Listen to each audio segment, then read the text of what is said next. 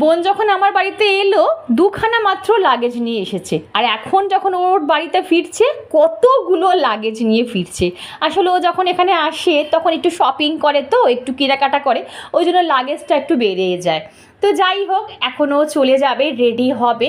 আর এই দেখো, তোমরা আমাকে বলেছিলে না মঙ্গলসূত্র দেখাতে, যে মঙ্গলসূত্র আমি নতুন কিনেছি সেই ডিজাইনটা একবার দেখিয়ে দিলাম। এরপর আমি ভালো করে তোমাদের সামনাসামনি দেখিয়ে দেবো।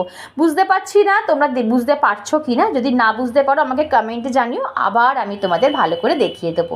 তো বোন বললো তোর গলাটা না পুরো ফাঁকা লাগছে, তুই তো সবসময় গলায় কিছু না কিছু পরে থাকিস, তুই দে মঙ্গলসূত্রটা যেটা নতুন কিনেছিস বার কর, আমি তোকে পরিয়ে দিয়ে যাই। তো ওই বোন একটু মঙ্গলসূত্রটা পরিয়ে দিল। আর এখানে দেখো বোন প্রত্যেকটা বার যাবে যখন, তখন ও আমাদের সবাইকে ঠিক এই রকম করে আদর করে তারপর যাবে, আমাকে, মাকে, আমার মেয়েকে এইরকম আদর করে তারপরও যাবে। পিকু তোর মন খারাপ? হ্যাঁ, মুখটা একদম ছোট্ট হয়ে গেছে রে তোর।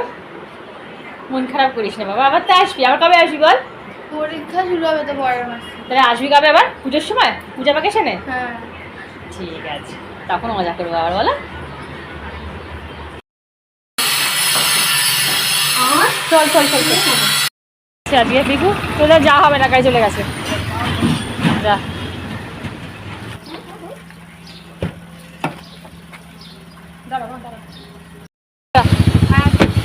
Tata tata Biku tata. কথায় আছে না, আছে মানুষ আছে কাজ, নেই মানুষ নেই কাজ। এখন আমার সেই অবস্থা হবে।